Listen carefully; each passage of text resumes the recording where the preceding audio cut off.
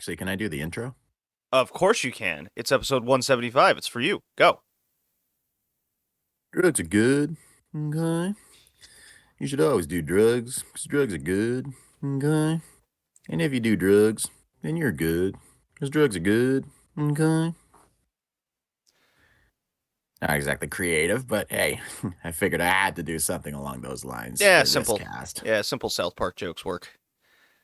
I do have a question, though. Yes? One game we played was Enhanced Soldiers from Drugs, and the other one was 1950s People Out of Their Mind. But were you going for something specific with the theme? Like I kind of like Narc. That's an NES game that's all about just stopping big bad drug dealers. But this game encourages drugs to enhance yourself, sort of. Well, it mostly was inspired when I was looking at a copy of Far Cry 3 on my shelf at one point. Oh, And I recalled that you tended to use a lot of drugs and other substances that enhance your stats in that game, uh huh. which got me thinking of Haze. And then I figured that could make for an interesting topic, games where you frequently use performance enhancing drugs. Yeah. Okay. I mean, two vastly different games, which I always like, and then two games both that happen to come out on the PS3 of all things, and people just haven't accepted the fact that consoles retro now. I'm like, bro, some of those games are coming close to 20 years ago. Antique numbers. That's crazy. Time Crazy to is think of going it. by. Yep, we are getting old. Mm. But then, these games are still on the earlier side of the PS3. And Bethesda aside, and with their kind of choppy engine, even the game like Haze, when it came to character models, they're still like obviously the games are much larger, they can handle more, but when it comes to the actual character models, it's still very PS2 esque. Yeah, that's what I noticed too. So this is actually kind of neat with the retrospective of PlayStation 3, Xbox 360 type stuff, where it's still relatively in the recency of our minds where we go, wait a minute, I'm pretty sure this was heavily advanced and we were all like losing our minds, with Uncharted 2 and all that. And, and then you have to remind Yeah, yourself, yeah. oh, fuck, that was like 20 years ago. So true. Yeah. So I found this pretty neat. The PS3 getting dusted off for the first time in a few bits. Had to take Final Fantasy 13 back out of the PS3. It just hasn't moved, so I can play these two games. It was like further, yeah, and and then I'm like, oh, I'm pretty sure Final Fantasy not 14, 15 is still in my PS4. I should just put Final Fantasy just in all the PlayStation consoles and go, you know what? I'll play one of them, I'm sure. Yeah, just pop like Final Fantasy 9 into your PS2 or PS1, and then 10 or 12 into your PS2, and all of them have got it.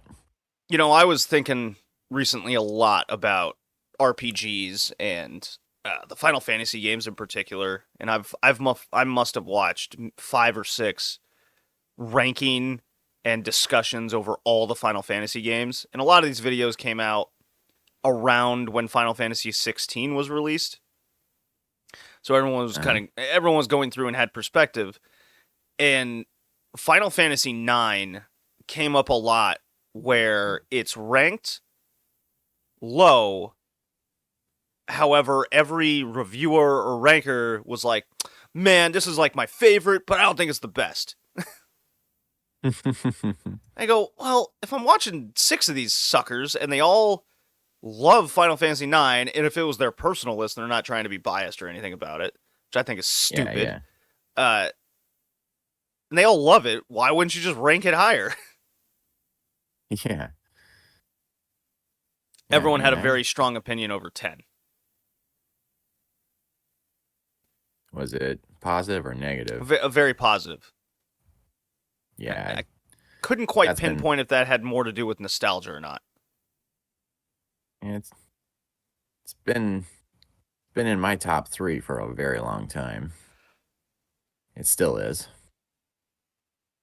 Yeah, And I was kind of going through in my head because I rarely ever beat the RPGs at all, but I play so long of them, like 15 to 20 hours, and it's like, oh, only 60 hours to go, or whatever it comes out to. uh, Final Fantasy IX, we played for the podcast ages ago at this point. Didn't beat it, played it a while, and it certainly stands out as one of the more unique Final Fantasy games. yeah, yeah, I found it really has a really good story flow, and the characters are memorable. And plus, when when it's not when all the battle animations aren't slowing down due to how much it has to process, they look amazing. Yeah, I Even even nowadays, they look pretty good. Yeah, I even went as far as to kind of going through, went to our game tracker list, and I just kind of created a tab. You have access to it, so you should be able to see it. I went through and just kind of listed off like must play RPGs, and I was just kind of going through it in my head of mostly games I just haven't beaten, which is most of them. And Okay. I kind of ended up putting down like every Final Fantasy game. I put down like Dragon Quest V, which of course we constantly talk about. Uh, the Lunar series, because of my retro handhelds I have, I can play that, and that really stands out to me as something I want to at least try to attempt to play this year. But with me, with my stubbornness of wanting to play Final Fantasy 13 and 15 and finish them this year, look, we're midway through March. I'm losing the year fast here. Yeah, yeah. Yeah, it's been going by pretty quick. Yeah, this year in particular is just flying by. Uh, I just got texts this morning that my brother just had his second child. Oh, congratulations to him. Yeah, he named his kid Lennon, apparently. After John Lennon? Yeah, I'm only going to give this kid circle rose glasses every year for his birthday. Be the worst uncle. Can't you give me something good? Look, man, wear the glasses. Just accept the fact your father called you this. And give him a little Fisher Price plastic guitar. Yeah, it's even if he's not into music and he gets older, it's like, no, this is your fate.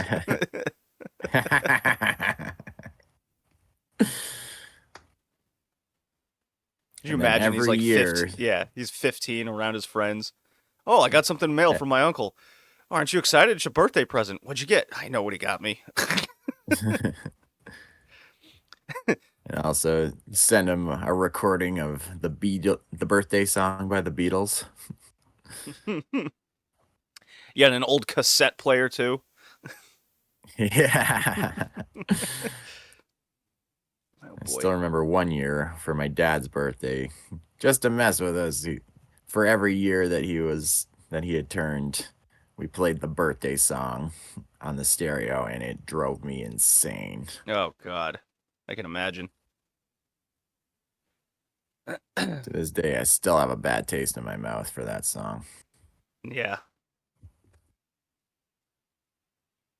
Let's see here. What games have you been playing?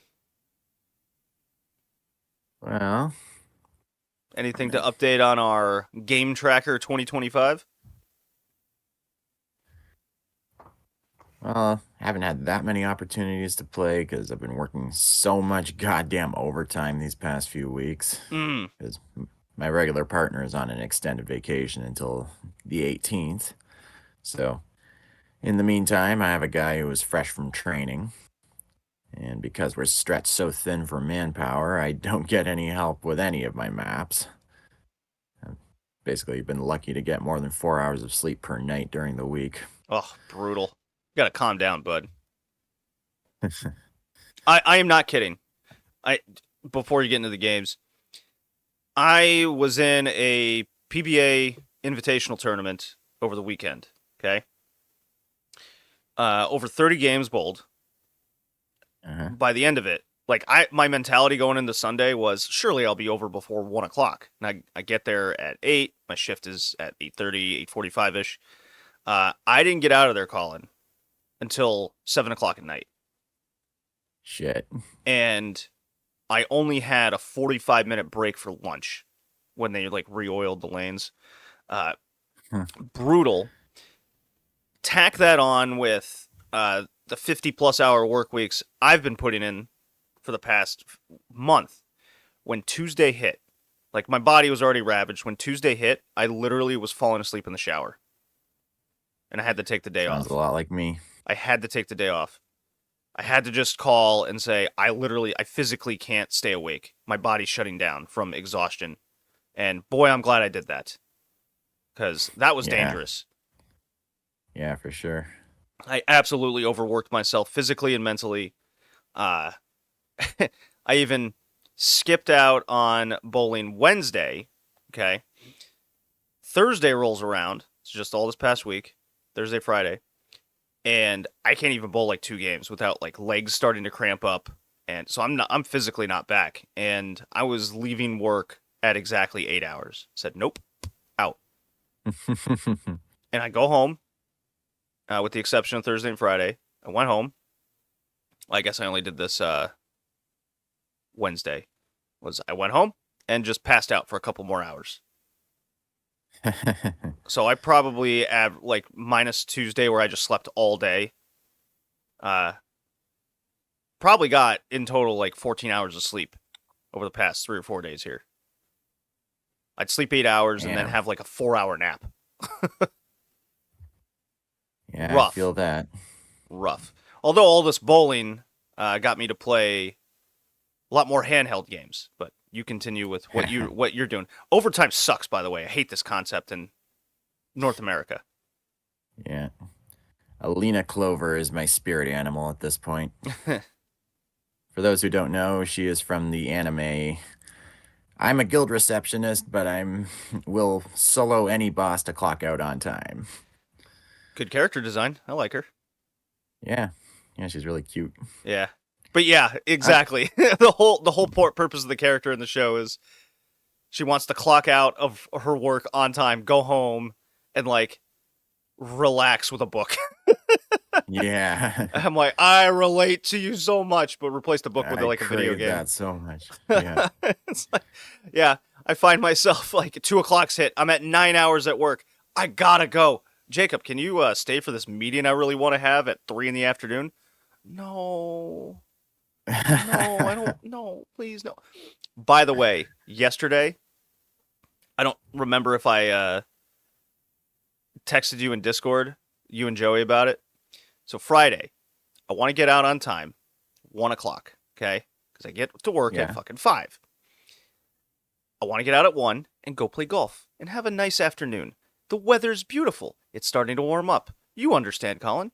You like being outside sometimes. Seeing the sun. So it's 12:30, 12:45. I'm like, okay, everything's finishing up. Gotta go.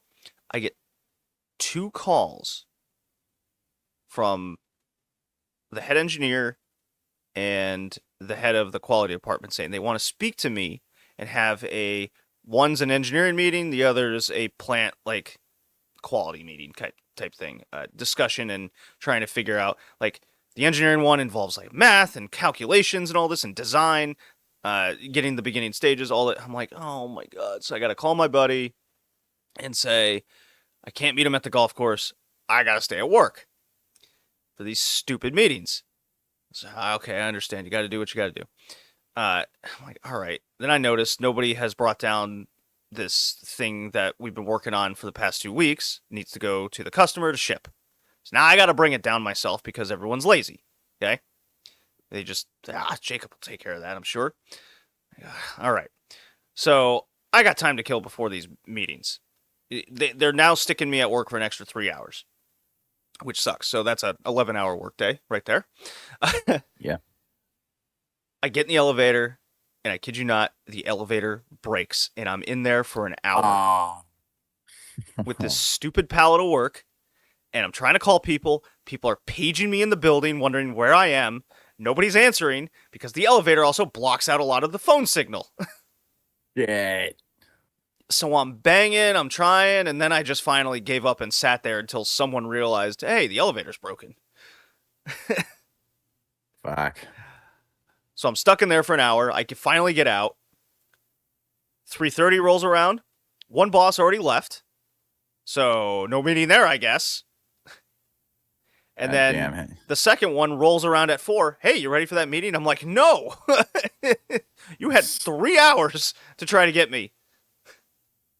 To be fair, one of them Fuck. I was incapacitated, but miserable. Miserable and pissed off. And of course, I walk outside at 4 o'clock and the weather's fucking gorgeous. And I'm just thinking to myself, this sucks. I missed out on a nice afternoon for this bullshit. That didn't happen. Ah! There you go. Do you enjoy that story? I certainly relate to that. And that's why people get. That's why people take drugs. That's why. That's why. It's situations like that. Yeah. Thankfully, unlike Alina Clover, my overtime is paid. Is yours paid? Yes, I am not salary at this job. Yeah, that's good. So there is that, but if that leads to my body shutting down from exhaustion, that's not good. Well, speaking of making lots of overtime money, I am now the proud owner of a brand new Valve Index.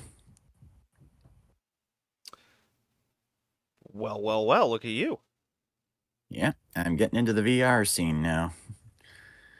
I've been wanting to buy this thing for a while now. Yeah, In you've been fact, talking about it for years. yeah, Just getting a VR set of some kind. yeah. I mean, I ended up waiting so long that the full set ended up running out of stock at Valve, so I had to buy each component separately, which ultimately costs $100 more. But compared to buying off eBay or Facebook Marketplace, it's still cheaper and more reliable. And thank God it works on my computer. I did the Steam test for whether or not it would work, and the answer it gave me was perhaps. If it didn't work, I would have returned it. And Valve seems to have a pretty good return policy on that. And I played a bit of Half-Life Alyx once I got the thing running. Yeah, how'd that go? That's the one with Played like it the for like orb puzzles, right? yeah. Okay. Although I didn't get as far as the first one there, because about 20 minutes in, I was starting to feel a bit motion sick, so I had to put it down. I guess I kind of have to adjust to that. I haven't had a chance to play on it since, primarily due to the fact that my sister has flown in from Germany, and like I mentioned before, we spent a weekend celebrating her birthday. And I'm also hoping to clean up my sleeping habits before I take another run at the VR, since that might have contributed to the motion sickness. Yeah, But the when I games, first got VR and you experienced it too with the various PlayStation games that we had, some games the latency works better than others, but uh, they it's that fake motion, the up and down motion that really makes your stomach go woof, and that does yeah, affect the head too. It some games are made better than others to be aware of that. Uh, yeah, it's just gonna take a while. yeah. I need to go like 20 or 30 minutes at a time. But the games I'm most looking forward to trying out are Tetris Effect, Pistol Whip, and I Expect You to Die. Oh, those games are stupid fun. Yeah. Yeah, we did. I think we did. I Expect You to Die, didn't we? With the No, PlayStation I VR. don't think so. No. I know. I I mean, definitely have it. we did Batman Arkham VR. And I'm also waiting for Beat Saber to go on sale. Beat Saber's a fuck ton of fun. Yeah. Yeah. That look with all the flaws of VR, especially this PSVR 2 that's happened, just no interest in it at all. There's just not a lot of kind of first party titles for it, but the games that do come out are more kind of party and puzzle oriented because they're just the more intuitive games to make for it. They work and they're a lot of fun. Yeah. It's more of it ends up feeling more of an arcade experience than some sort of long RPG type thing that you want to do. Yeah. Yeah, that's basically ideal for VR. Because if you're VRing for more than an hour and you end up getting motion sick midway through like an important cutscene or some such, then that's not ideal. Oh yeah, it can mess you up. It can mess you up bad. For sure. But aside from fucking around with VR, I've been playing more Hyrule Warriors Age of Calamity. And I've unlocked all 4 champions. Now I just need to advance the story itself. Okay. So is that the one you're playing the most right now?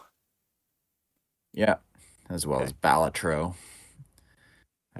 I finally managed to win a run with the yellow deck. Now I'm trying with the green deck. Those are the ones that get you the most money between hands or rounds. And more money means more or better cards.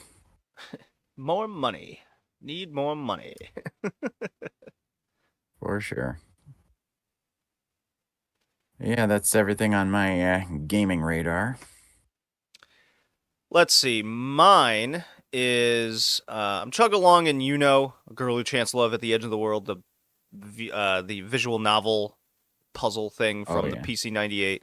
Chugging away at that. I have no clue how this time travel mechanic works in the game yet. Oh yeah.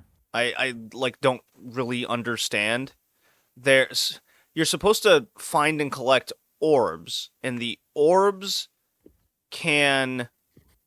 There's only a finite number of them in the game, and what the orbs can do is it like freezes a point on the map, or targets a point on the map that allows you to travel from different time periods in the same spot where you mark the orb. And then when you click a button or something, it can bring up the map to show you where you've placed the orbs.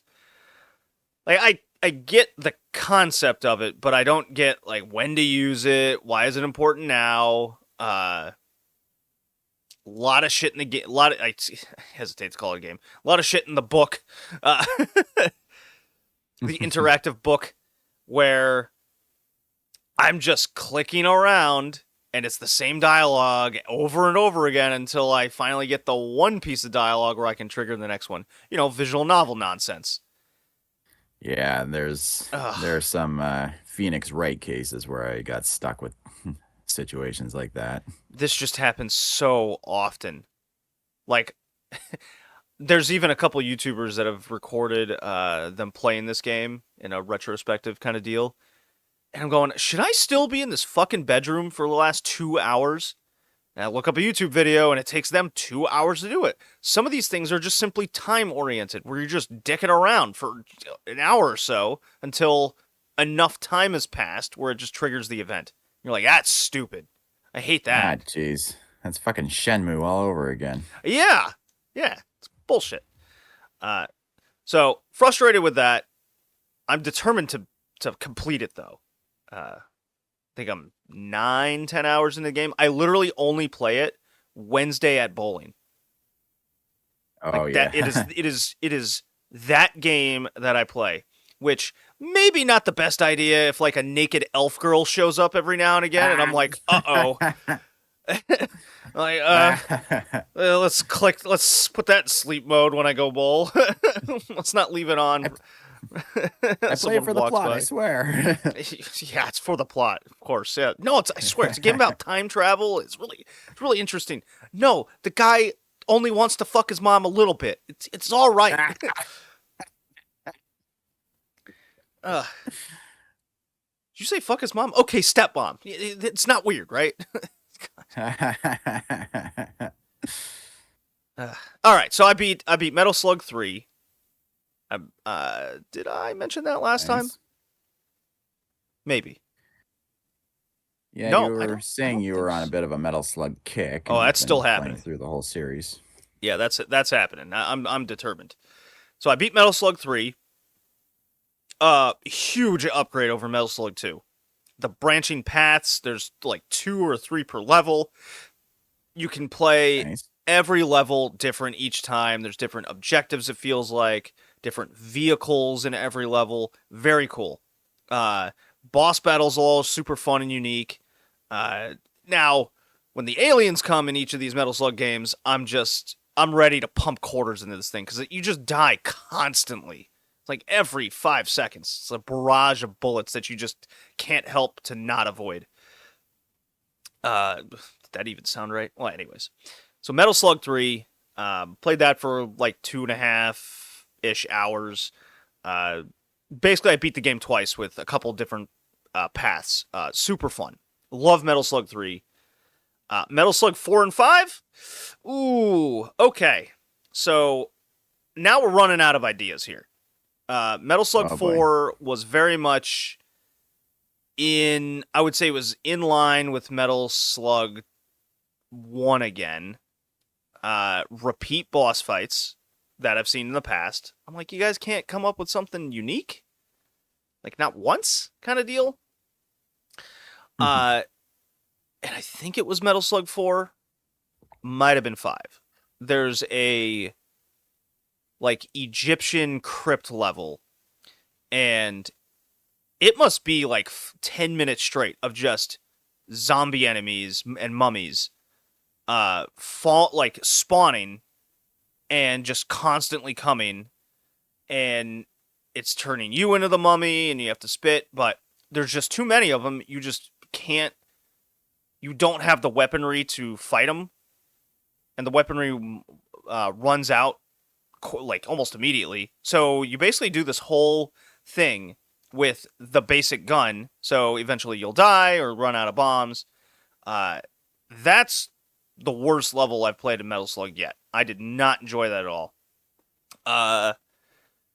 There's Metal Slug 4 really concentrate on the vehicle aspect of it, which I thought was more neat because that's what made the game feel more unique than the others.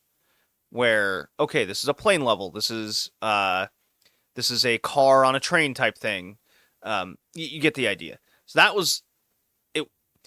I end up liking it more than the first game, but the first game I'll still put the edge because it's the first game, and it just seems more refined and interesting. Now, Metal Slug 5 has a lot of issues. It has all the issues of Metal Slug 4. This time they added the like Mega Man slide button you can do. Oh yeah. Worthless. Oh It's jeez. fun and cool to do, and you can dodge some bullets every now and again using it, but doesn't really come into place too much. And all the levels are kind of bland. So I'm really worried about what's going to happen with Metal Slug 6. I have to bust out the anthology. It is not on the Neo Geo platform. It's the first one that made its way to like PS2 and that kind of stuff. And I did start Metal Slug Advance. So that's the Game Boy Advance Metal Slug. Ooh. And early returns on that are good. I do not mind the health system that they've added now. It's no longer one-hit kill. There's like a weird checkpoint system in the game. So that's welcome. This game, like Metal Slug Advance, feels different. The battles feel more earned, and the mechanics are good. So here's the other thing. Every Metal Slug game has excellent pinpoint mechanics and controls for the game. I love all that. So what it comes down to is the levels themselves, and are the boss fights at the end of the levels, or what you're getting to, is it interesting and unique enough? And right now, Metal Slug 3 is leaps and bounds above the rest. And 2 kind of started that, but when I get to Metal Slug X, which is the remake of 2, I'm wondering if that will completely change my opinion on Metal Slug 2. There you go. Okay. A lot of Metal Slug. I think in total I've played like 20 hours of Metal Slug games this year. God damn. It's all I've done. Because every game you could kind of beat in like 50 minutes, especially if you just pump the fake quarters through it. Then you don't have to like really worry about dying. But I'm determined to kind of like 1 credit clear every level kind of situation. Like actually get good at the game. Oh yeah, yeah. Yeah. The old arcade approach. Yeah, well, I like the 4-quarter rule. So let's say Hmm. a credit 3 lives is a quarter. So then you can kind of cap yourself off at what'd that come out to? 4 credits. So let's just say 5 lives or 5 credits with 3 lives each. So 15 lives. You can kind of go with that. $1.25. Hmm. I kind of like having a rule Yeah, like that that most times with arcade games. it would definitely match up with how things were when we were kids, having a limited amount of money to Exactly. blow at the arcade. Exactly. I'm not an adult with $20 to blow on an arcade game to try and win.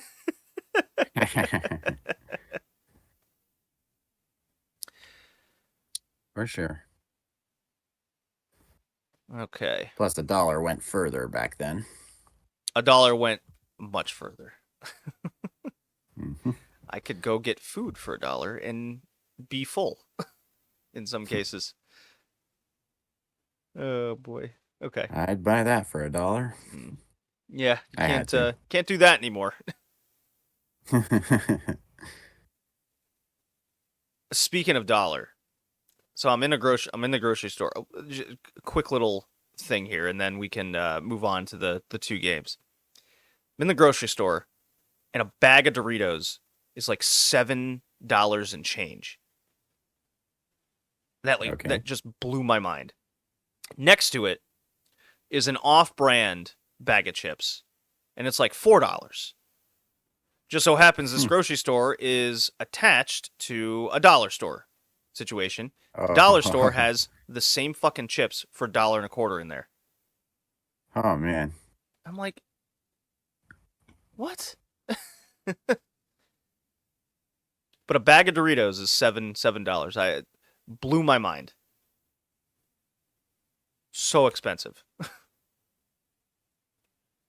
Not buying bags of chips anymore. That's come down to. Yeah, I've moved over to popcorners myself, just for health reasons. Yeah. Although jalapeno kettle chips are my shit. I love that stuff. Okay. I'm gonna play a Still drop. getting What's up? still getting all dressed when you come to Canada? Oh my god, give me like 10 bags of that. That's one of the bigger things of Canada I miss are like all the different chip flavors and rolling chip flavors you guys got. You got your normal, you got your all dressed, your regular, your salt and vinegar. You got all those, right? I also saw spicy all dressed on the shelf at one point. What? That exists. Ruffles. Oh my god. My mouth is watering just thinking about it. Yeah, in America, everything is so standardized with all this shit. No matter what chip brand company it is, it's you get sour cream and onion, barbecue, and like lightly salted. Like, okay. Anything else? Do you have like pizza flavor or potato like chicken like I see in Canada? Just give it a try. What's the worst that? You don't like a bag of chips? Well, the thing is, chips are $7 now, so you can't take that chance. You gotta go. I can't risk $7 bag of chips. I have to get my sour cream and onion. A new flavor? No way. Not for $7. Okay. I'm gonna play this drop. We'll talk about our druggy games. All right.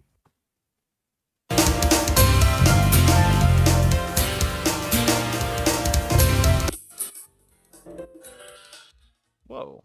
What happened to the That was weird. Huh? Well, I played the drop and then the audio was like it faded and cut out really weird.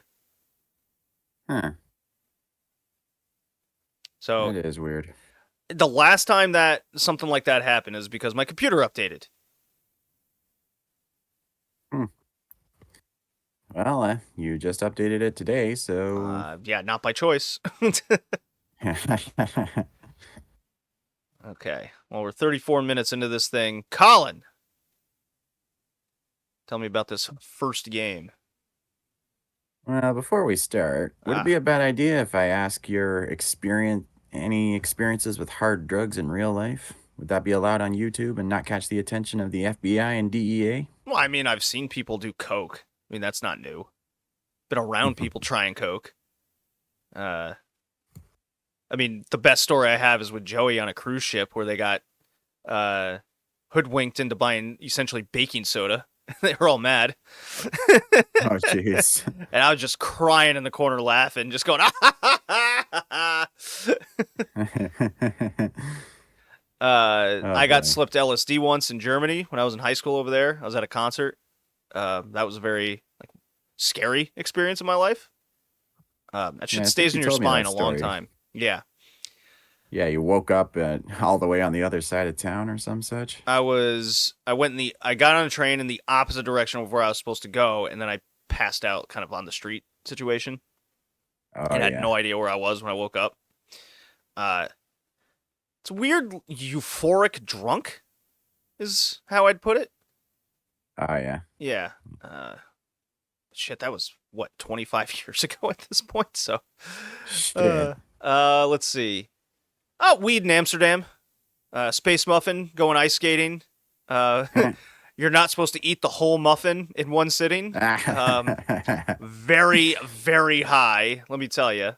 When it hit, boy, when you get that high that quick, and you're on you're ice skating in Holland, and it hits you while you're Uh-huh. doing that, you just go whoa, and then you're sliding. Yeah, yeah. um, yeah, that kind of sums it up. Very simplistic story there. Stories. Yeah, me personally, I've never done hard drugs of any kind. The most I even know about the whole drug scene comes purely from watching Breaking Bad. I I did mean, see a I'm Breaking so out Bad of joke the other day. If Breaking Bad took place in Germany, hey doctor, I have cancer. What am I gonna do? Well, we can set you up for a doctor, and it'll be fully paid for, and you won't have to worry about anything. Oh, it says Breaking Bad over. It's like done in the first 10 minutes. That's pretty funny. Yeah, I'm so out of touch when it comes to drugs that when watching That 70s Show as a teen, I had no idea that the circle segments were the characters smoking weed.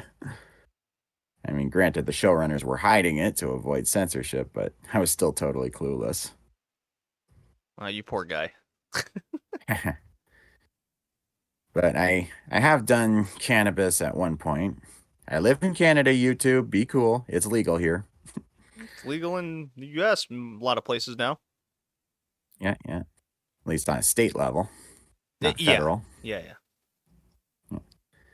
And I distinctly remember taking 10 milligrams in gummy form right before a podcast right here on here.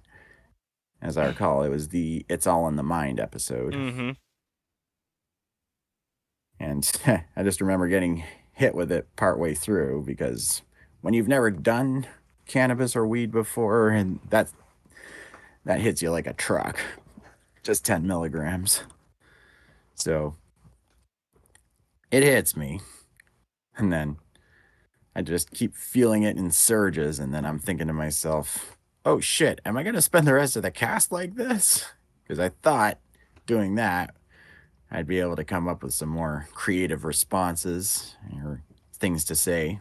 But instead, I was just kind of tripping out. And then when I realized I might spend the rest of the cast like that, I literally, legit got a panic attack. I was just like, my heart was just like pounding like crazy. But thankfully, you and Kevin were just yakking it up the whole time. Meanwhile, I'm sitting on my end, just clutching my chest, being like, keep breathing, keep breathing, keep breathing. I mean, you couldn't hear it because I was sitting way away from the mic, but I was just like breathing, breathing really fast, really heavily, trying to get my heart to stop beating a mile a minute. And then thankfully it calmed down right before it was my turn to speak. But yeah, that was my experience. I've been thinking about getting some legal shrooms at some point, just as a way of exploring my own mind, Yeah, confronting some Joey inner did demons. shrooms. If I recall, I think he was definitely in college. I know that. Had a Oh couple yeah, friends that they did it a few times. They didn't have any bad trips from what I remember. I have to ask him. I have to ask him. yeah. Yeah. Yeah, I know. I'm pretty sure there's some legal venues to do that here in Canada. Trouble is, I'll need to find a trip sitter. I, I don't know who I can call on who lives in the area. I mean, who am I going to get? My parents? Yeah, just convince your dad. It's like, hey, dad, come on, try it once. No, no, I need him sober. Ah, come on, less fun. Do it alone? No. I need somebody to keep me from doing crazy shit. All right, then get your mom. She can supervise while you and your dad trip out. Yeah. But yeah, those are my experiences.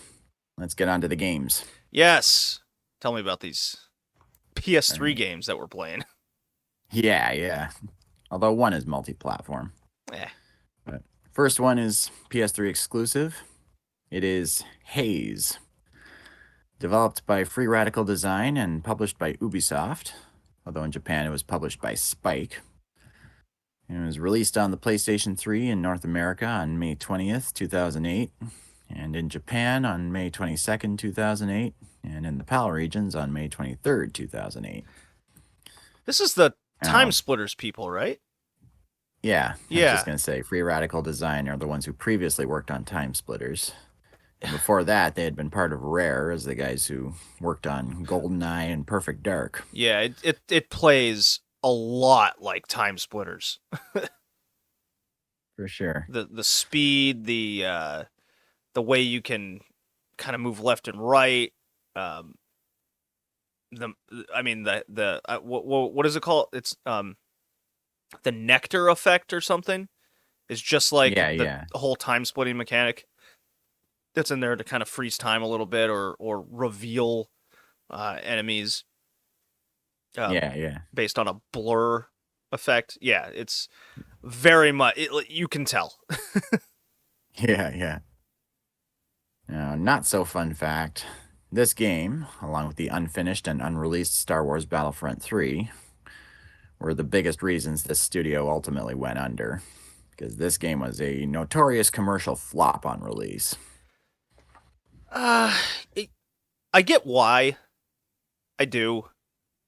It's it certainly didn't have the big publishing advertisement to it. I do remember when it came out and it looked interesting, but if I recall something like there was like two or three other games that came out right around it that just killed any momentum it could have had. Yeah, I'm Let me not look into sure. this. Let me look I into know this. some media outlets were calling it a Halo killer, but No. after its release, it didn't get good reviews, nor did it sell well. Let's see here. Keep going. I'm looking into this. All right, I'll start talking about the plot. Basically, in a dystopian the heck? In a dystopian future, the world is ruled by the Mantle Megacorporation, who maintains control with soldiers that have been enhanced by the drug nectar. I mean, the technical name is Nova Keto Therazine, but we'll just call it nectar. It lets the soldiers fight harder and smarter, but it also has them perceive their enemies as just glowing construct, vaguely resembling humans. With Metal Gear Solid 4 came out like the week after this. oh, yeah, that would definitely contribute. So that's definitely one. Yeah, Uh, keep going. yeah, and the drug also prevents the soldiers from seeing the dead bodies of the soldiers they kill. Actually, that whole thing reminds me of the Meet the Pyro video from Team Fortress 2. He Grand Theft perceives Auto this. 4 came out just 3 weeks prior. Oh, So yeah. there's two, like, just a loose search. There's two heavy hitters right there, and this is smack in between them. Nah, yeah, yeah. Yeah, it's like in the Meet the Pyro video, the Pyro thinks he sees like this big happy-go-lucky My Little Pony rainbows and sunshine world, but in reality he's committing all these horrific acts of violence. And the nectar effect reminded me of that. And then while battling a rebel group called the Promise Hand, our main character Shane Carpenter, who's a mantle soldier, becomes aware of the true effect of nectar and thus switches sides to Promise Hand to fight Mantle instead. And apparently the plot was inspired heavily by Apocalypse Now. But I feel like that plot ended up being done better down the line with Spec Ops The Line. And the nectar is used in gameplay. You activate it by holding down the L2 trigger, and it lights up the enemies and makes bodies disappear from view, and makes you more able to take bullets. But if you hold down the L2 trigger for too long, you end up overdosing, and that causes your view to go all red, and the game automatically fires your gun when anyone, friend or foe, is in front of you. Yeah, but never really ran into that issue, like, at all. Yeah. I did it a couple of times at first, but then after I got the hang of using the using it properly, it was never a problem after that. Yeah, I never really ran into any issue with ODing or anything. It's like if I just got ridiculous with it on purpose, then it got funny. But Yeah, yeah. And if and you the if you game walk up to wasn't your fellow entirely difficult soldiers, either. yeah, not that much. You have limited doses of the drug, but you can always walk up to your fellow soldiers and steal theirs. Every soldier in this game is like a macho Texas high school football player. Yeah. Whoa, bro! Boosh! Yeah, boosh! Give me a chest bump, yo! Oh! Yeah. It's like, oh my god. So I must assume the nectar drug makes you a macho high school football player. Yeah, pretty much. Yeah. Except our main character. He's cool. Well, his drug administration mechanism in his suit was broken, so that's how he ends up withdrawing and then seeing what's actually happening. Now, Yeah, the yeah, the opening he text. starts yeah, he starts withdrawing and he sees flashes of past crimes or instances, like tons of bodies basically in front of him. Don't think Yeah, it hit as well as they had in their minds when they were making this game. It kind yeah, of yeah, came off more on the funny side. Like, I don't know if that was what they were going for. yeah. And, it actually reminded me of one of the opening scenes of We Happy Few. Yeah, yeah, it was certainly 'Cause more you- along that line. yeah, because in We Happy Few, our main character doesn't take their joy drug, which every citizen has to, and then he's at a little party where they break open a pinata, but then his his drug withdrawal kicks in, and then he ends up seeing the corpse of like a possum or a rat or some such, and everybody's Yeah, just eating its guts.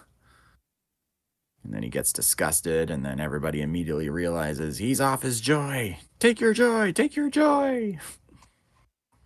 that was another game with like a good concept that ended up being poorly executed.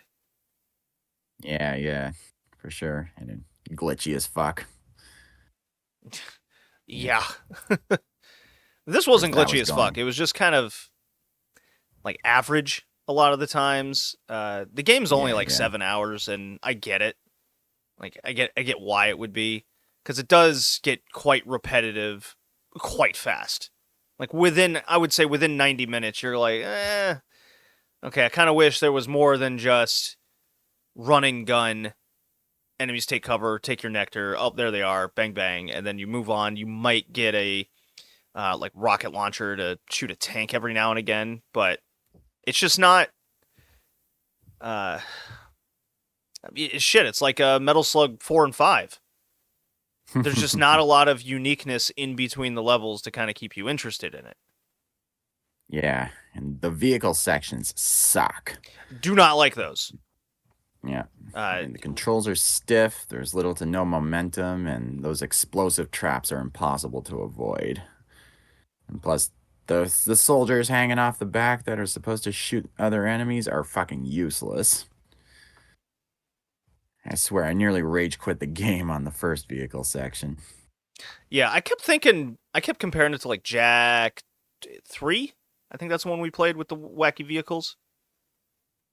Yeah, but I feel like that was better executed. Well, that's what I'm I didn't saying. have a problem with It those. felt like that's what they were going for, Yeah, but but then this was so it didn't end up. janky and didn't Yeah, and not enjoyable in any way.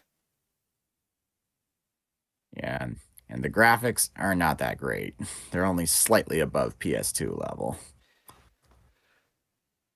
Yeah, I don't disagree with that statement at all. That's why I made the PS2 comment at the beginning. Yeah, I mean, it and certainly the like plays faster and larger than what a PS2 is capable of. yeah, yeah, and the opening cutscene is super long. I mean, I get that we're supposed to see how the drugs affect everybody, but you could have done that in gameplay. That was the thing about the PS3. Companies really loved uh, expanding. They finally had the ability to make an expansive story. I'll put that in quotes. Uh, because they had the hardware where you could put all of that stuff in, and you weren't limited by the disk memory. Finally, that's what Blu-ray was. It was, oh my god, I have all this space now. Yeah, yeah. Tell these big, gigantic stories, create big, gigantic environments. I did kind of like the nectar gas grenade mechanic, which you get after the point in the story where you switch sides. It's like you grab nectar packs off of dead mantle soldiers and then you throw them. It creates a gas cloud that causes them to OD and start shooting each other.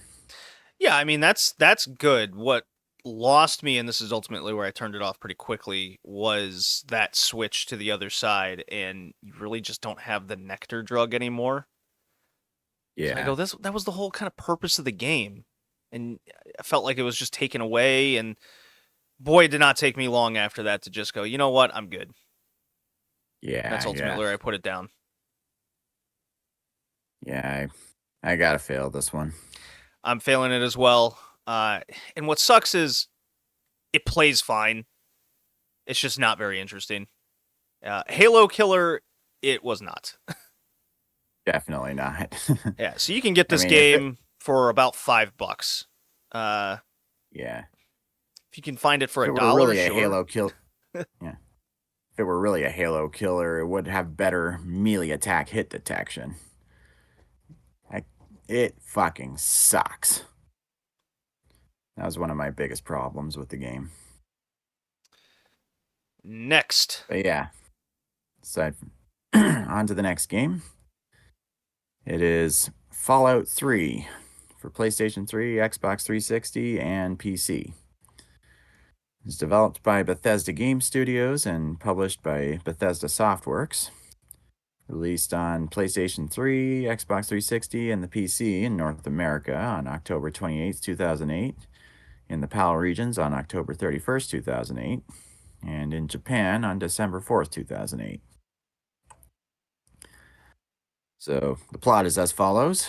In the year 2277, in Vault 101, Basically, if you want a more complete view of the post-apocalyptic setting, see our post-apocalypse episode where we cover the very first Fallout game.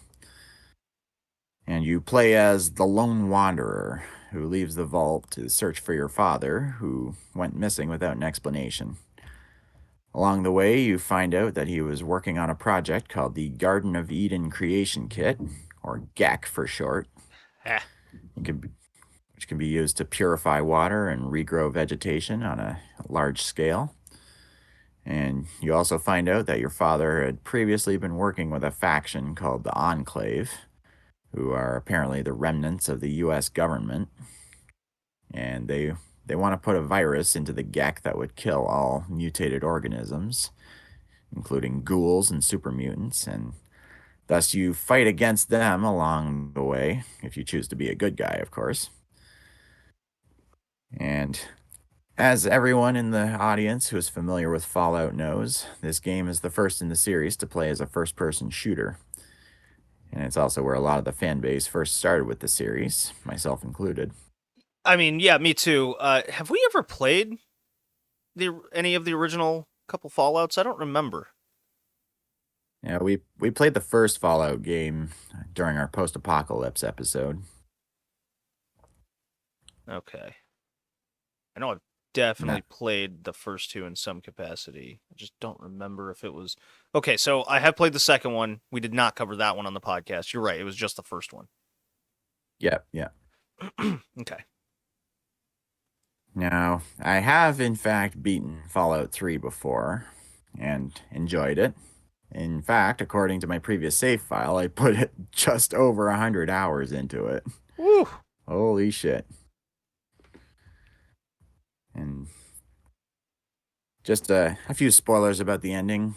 One thing that really annoyed me about it was that in order to activate the GEC, you have to go into a room that's flooded with lethal radiation to essentially sacrifice yourself. But at that time, I had a super mutant companion because that's one of the mechanics of the game. You can actually recruit companions to your side to fight along with you. And I'd gone through a vault that had a super mutant who was still intelligent. And I had him with me, and radiation has no effect on super mutants, but the game wouldn't let me send him in to do it, so I don't needlessly sacrifice myself. What the fuck? Come on, man. This isn't Mass Effect. Yeah. But you're right. Although It feels it's like something you should be able to do. yeah. Although it sounds like the Broken Steel DLC actually corrects that. Although I haven't played that one at all. Yeah, I haven't touched any DLC. Now, those in the audience may be wondering, how does this game connect to the theme? Well, a big mechanic of the game involves you being able to use chems, which are performance enhancing drugs that temporarily boost certain stats depending on which one you use. For example, Jet will hype you up and give you 30 more action points for 4 minutes to use in the VATS system, which is basically just you pause time to target certain parts of an enemy with your gun or weapon. It gives you more precision in how you fight. So like each part, like the arms or the legs or the head, will have a percentage chance of hitting. And then as far as Jet is concerned, you can do a lot more of that because using VATS will use up action points. But if you're high on Jet, you get a lot more action points, so you can use a lot VATS on a lot more enemies. So it's very useful when you're fighting against a big crowd. There are also Mentats, which increase your intelligence and perception stats by 5 points each for 4 minutes. And Buff Out will beef you up by giving you 6 more max health points, and 3 more endurance stat points, and 2 more strength stat points, all within a 4-minute time frame. Now, the downside is some are addictive, meaning once you develop the addiction, you lose points on stats until you either get your fix or cure the addiction. And chances are high you will need chems at some point or another on your journey.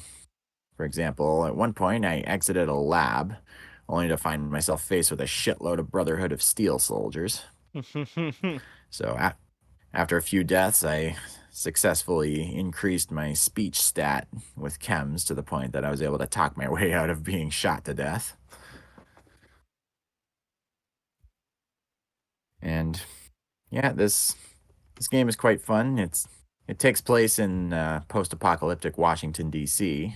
You'll you'll see um, all kinds of different landmarks like the Washington Monument looking all busted up, or the Jefferson Memorial. I think Congress Building is there somewhere. I don't know. I've never personally been to real life Washington D.C., so the layout's a bit unfamiliar to me, but kind of makes me want to just see all the different landmarks and buildings. I've always kind of liked the architectural style of all those government buildings. Sort of a Roman, Greek ish type thing. Now, I do. There are all kinds of things that you can do while you're traversing the wasteland. Like you can listen on the radio with your Pip Boy. You'll listen to guys like Three Dog, basically this radio jockey. Or I don't know if you call him a shock jock. He's just a radio personality. Yeah, radio personality, yeah. He'll say all kinds of different things that are happening at different points on the wasteland, and he'll play different kinds of music.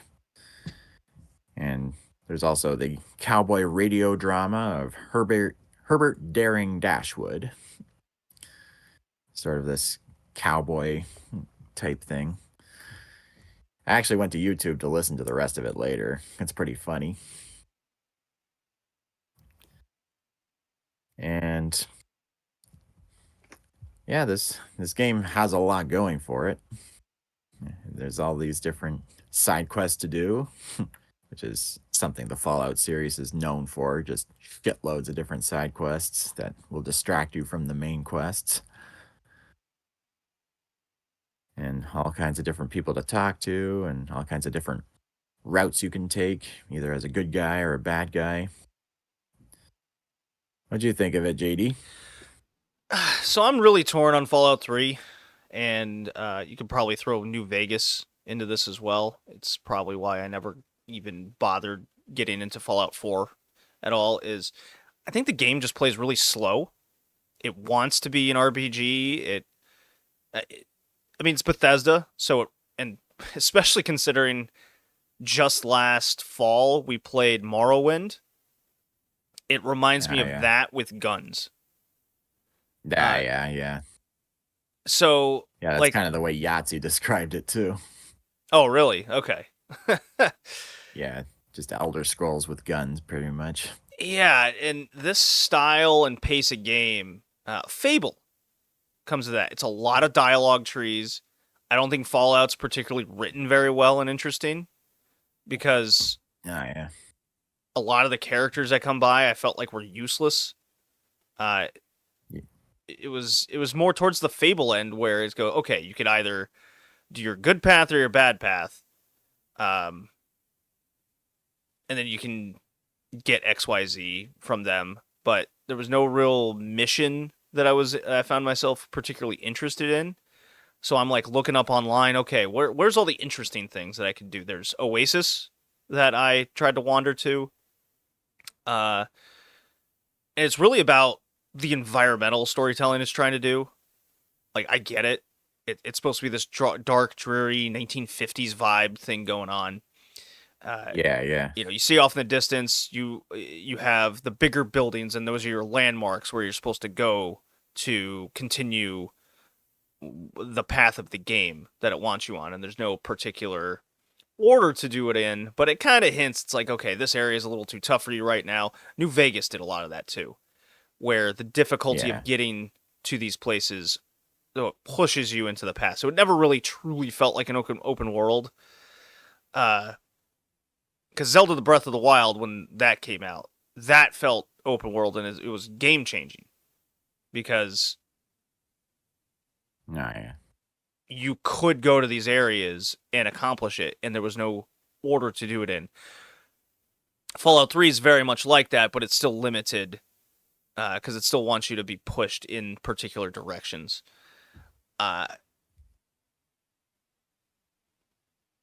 Yeah, it's pretty janky in a lot of spots. It's very much Bethesda, which I'm not fond of with their blocky engine Yeah, yeah. that they're part of.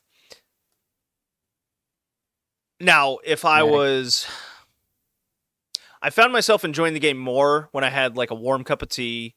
I had a podcast on, I'm listening to it, and I'm just wandering through the world, and that was relaxing.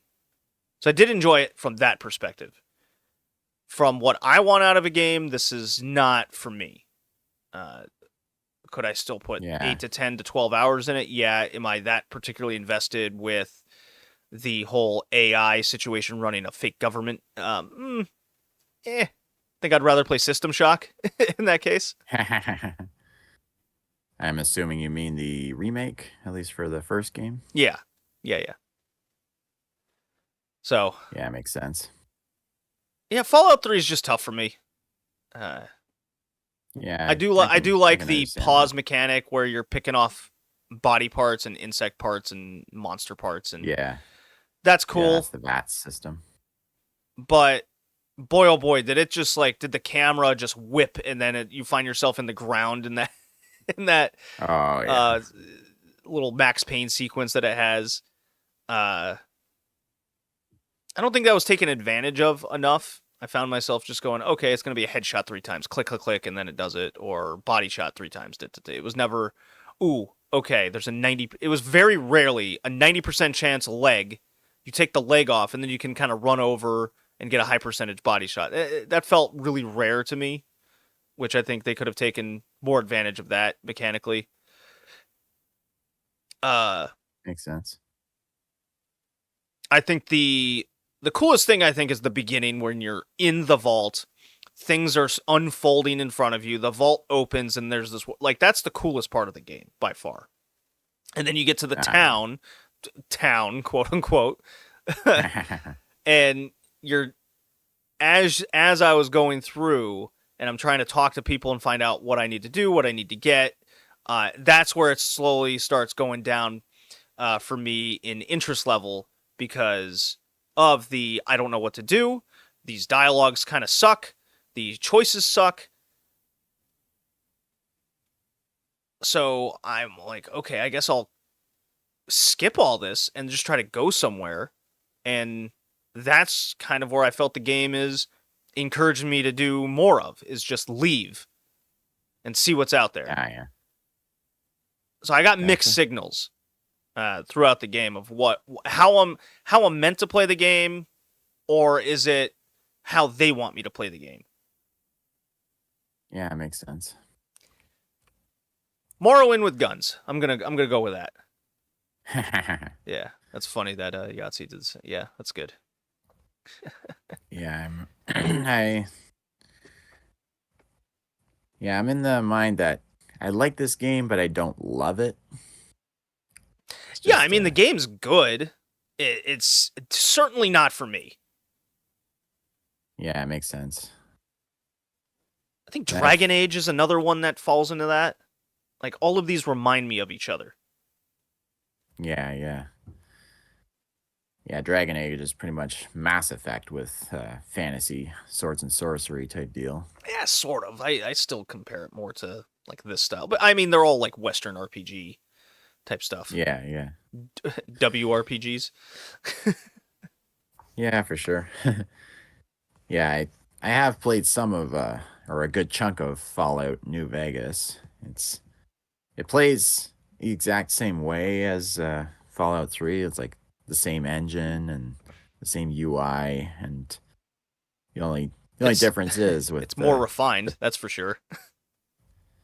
yeah, and the Pit Boy overlays are a different color. In this one it's green, and that one it's brown. I prefer But the green. Yeah, and but the the guys who originally wrote for the first two games came back to write for that one, and I think that made a big difference for a lot of people because to this day I still see a lot of people praising it and putting it down as one of their all-time favorites. And I can see why. I've been through a bunch of the side quests and they're very interesting. Like Vault 11 is a perfect example of just what what kind of inhumane experiments Vault Tech was doing on the different people. Like in that one, the Vault computer running and everything required a human sacrifice every single year to, or else it would kill everybody. And then that ended up causing all kinds of internal strife, which culminated in a civil war that left 5 people alive. And then those people decided, fuck you, supercomputer, we're not sacrificing anybody else. And then the computer's like, congratulations, you've learned the value of human life, and now nobody else has to die. And now the vault will open and you can go outside at your leisure. There's actually a whole video essay about it. It's really interesting. And plus, New Vegas itself looked really cool. In fact, as I said in a previous cast, it features in the distance at the end of the Amazon Fallout miniseries. So that kind of caught my attention for the next season. Yeah, I mean, I'm more interested in the TV show than the game. Makes sense. Yeah. So I'll pass this one. Reluctant pass from me. Yeah, personal taste, it would be a fail. You know what? I'm gonna pull a Joey. Fucking fail this game. I'm bored of it. Fair enough. There we go. All right, so our two games were Haze and Fallout 3, both on the PS2. I guess this 3. or PS3. PS3. Oh my god, yeah. Ugh, long cast. Colin, I will go first. Okay. I guess you know what? I liked Haze more. Yeah. I was certainly not bored. I think Fallout 3 is the better game though. That's why it's a favorite, least favorite. I'm gonna end up Haze. Ooh, it's gonna sound harsh. Haze a D, Fallout 3 a C. Harsh indeed. But yeah, for me, I'll take Fallout 3. I like better. And for tiers, Haze gets a D, and Fallout 3 I'll give a B. Okay, so we're not like A and S tier. I wonder what Joey would think. I'll ask him off cast. What he would rank Fallout 3 as. I could see Fallout 3 being his type of game. Yeah, for sure. Yeah, I think didn't he like Morrowind better than we did? Let's see. Can't remember if he was on that cast or not. He was not. He missed that cast. Yeah, too bad. Well, I mean, Morrowind is absolutely his game. He loves Elder Scrolls. Yeah, I can see that. I could that's S tier to him. I know that. Now, does he like Elder Scrolls with guns? I don't know. All right, so what does that come out to? That comes out to a D and we'll put B. I'll go with yours for the overall because I know Joey's not going to be as low as me. So yeah. All right, the next cast is Joey's. His theme is weird book, weird game. Neat. Should be weird. What gave you that idea? Yeah. All right, Colin. I'll see you next time, buddy. Bye now.